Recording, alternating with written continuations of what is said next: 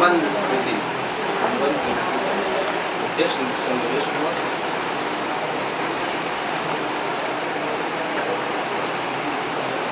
Mind का sequence भी लिख लीजिएगा, टीसी लॉक कर लीजिएगा।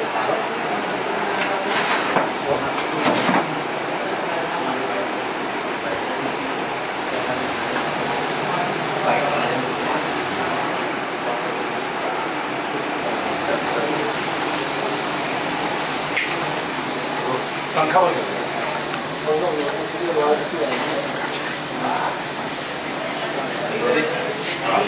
नरेश जी, पिछले 2-3 सालों में युवाओं में नशे का क्या ट्रेंड रहा है?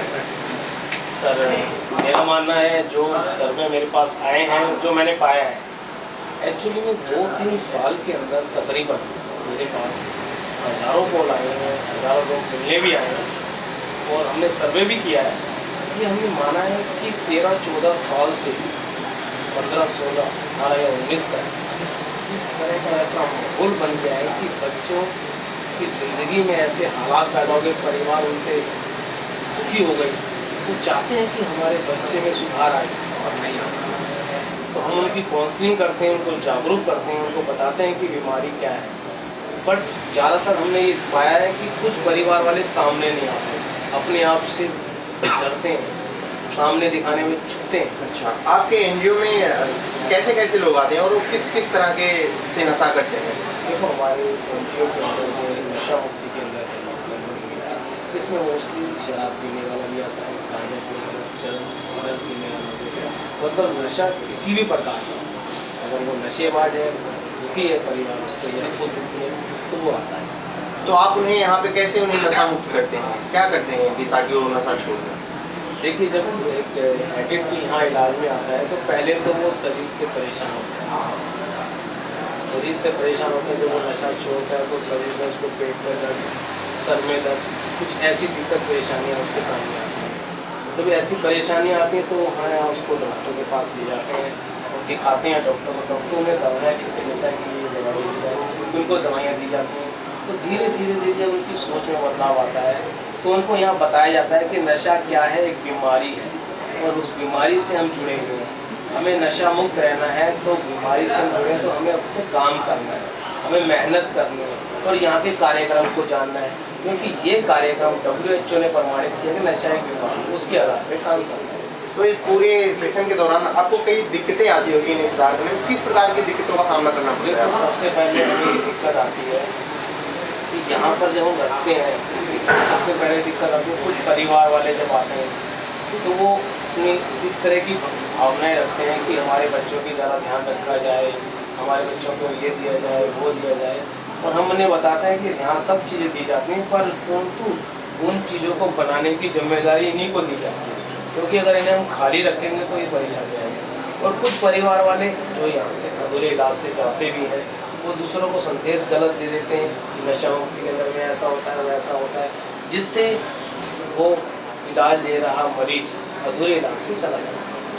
तो अब तक आपने यहाँ पे ज़्यादातर आपके यहाँ पे युवा हमने देखे हैं, तो अब तक कितने लोगों का आप इलाज कर चुके हैं अपने संस्था के द्वारा? संस्था के द्वारा पिछले 8-9 साल हो गए मैं सरपंच चला रहा हूँ नशा मुक्ति कार्यक्रम। समाज के अंदर तकरीबन ऐसे भी बहुत से नशेबाज हैं जो हमारे यहाँ से इलाज लेकर आज एक नशा मुक्ति कार्यक्रम की शुरुआत कर लोगों को मार्गदर्शन किया है। तो इसमें से ज़्यादातर लोग हमेशा के लिए नशा छोड़ देते हैं? देखो, नशा एक बीमारी है, ये माना इच्छाएँ करती हैं। जिस तरह TB की बीमारी होती है, इलाज अस्पताल में गए, इलाज दे के आ गए, और अगर फिर परहेज नहीं करता फिर TB हो जाती है। ठीक ये बीमारी है, इसमें अपने परहेज करने पड़ते हैं और अपने को बदलना पड़ता है, अपनी सोच को बदलना पड़ता है।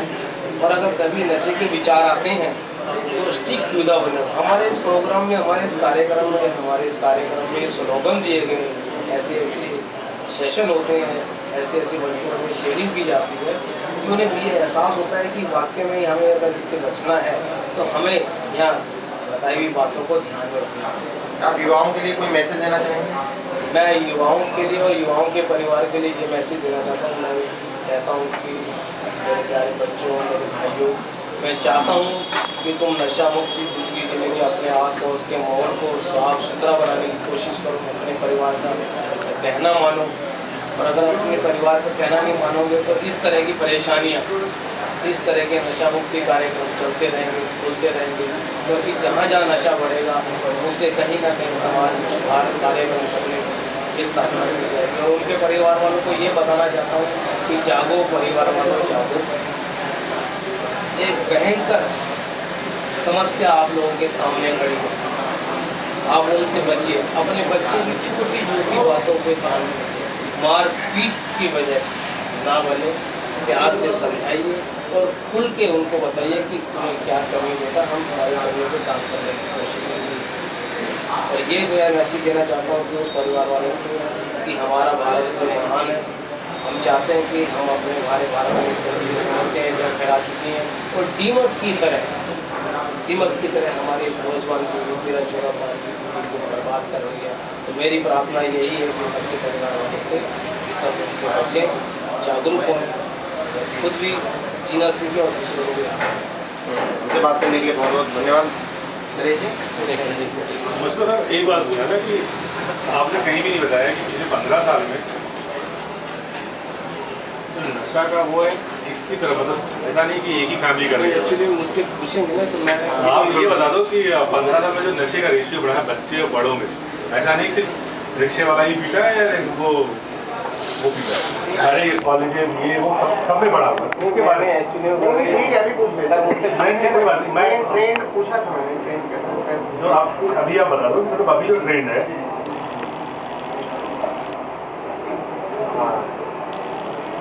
मेरे जी, इस समय जो नशे का ट्रेंड है तो इसमें किस एज ग्रुप के लोग ज़्यादा हैं और कैसे कैसे लोग नशा मतलब करते हैं? देखो, जहाँ तक हमने पाया है नशे का जो दौर चल रहा है इसमें कम से कम 5 साल से लेकर 15 या 16 साल तक के बच्चे जा रहे हैं और इतनी भारी मात्रा में वो नशा कर रहे हैं। और हमने ये 10-15 साल से देखा भी है, लोगों ने देखा भी है, जगह जगह हमने प्रोग्राम पे जाते हैं, जगह जगह हमारे कैंप लगते हैं, वहाँ जाते हैं, हम समाज में जागरूक करते हैं। तो हमने देखा है कि नशा कर रहा है और उसे वो गर्व है कि मैं नशा कर रहा है, जबकि एक शर्मनाक बात है उसके लिए, उसके परिवार वालों के लिए ये क्या समस्या है, क्योंकि परंतु उस समस्या को वो जानता नहीं है। हमने ये देखा है कि कम से कम एक छोटा बर्तन मांगने वाले से, रिक्शा चलाने वाले से, एक कॉलेज में पढ़ने वाला बच्चा, उससे ज़्यादा नशा, शराब पीना, गांजा चरस पीना, नशीले पदार्थों का सेवन करना, वो इतना उसके अंदर फैल चुका है कि वो उसका आदी हो गया, उसके बिना नहीं रहता। ये हमने पाया। हम बहुत से कॉलेजों में जाते हैं, हमारे वहाँ कैंप लगते हैं, हमारे और वुमेंस एंड चाइल्ड हमारी यूनिट है, उसके अकॉर्डिंग भी हम कैंप लगाते हैं। तो वहाँ देखते हैं, देखने में ये पाया गया है कि खुलेआम जगह जगह बाहर खुली हुई है और वही कॉलेज के बच्चे पढ़ते हैं, वहीं छेड़खानी करना, लड़ाई झगड़े करना, जिससे ये घटनाएँ बढ़ती हैं। चरस गांजा ये कहाँ से बच्चों को? देखिए, ये एक बहुत गंभीर समस्या है और मैं ये कई बार बता भी चुका हूँ, कई बार मैंने न्यूज़ चैनलों में भी बताया है कि नशा हमारे घर के अंदर ही मौजूद है। बीड़ी से हमारे घरों में लोग पीते हैं, गांजा चरस ये है हमारे घरों के आसपास ऐसे लोग रहते हैं जिनको चाहते हैं कि हमें समय भी कम लगे और लखपति करोड़पति, तो वो उस धंधे का व्यापार है और जो सरेआम देखते हैं, उनको पता है कि इतने टाइम पे अगर पुलिस वाले आएंगे तो उनको महंगा किया जाएगा, वो चलेगा, खुलेआम भी करा। चरस गांजा स्मैक, आप कभी हमारे साथ चलना, मैं आपको दिखाऊंगा कि कैसे खुलेआम भी करें। कोई सरकार भी जागरूक नहीं है, ना कानून इसके बारे में सोचता है कि नशा, हर जगह नशा। बहुत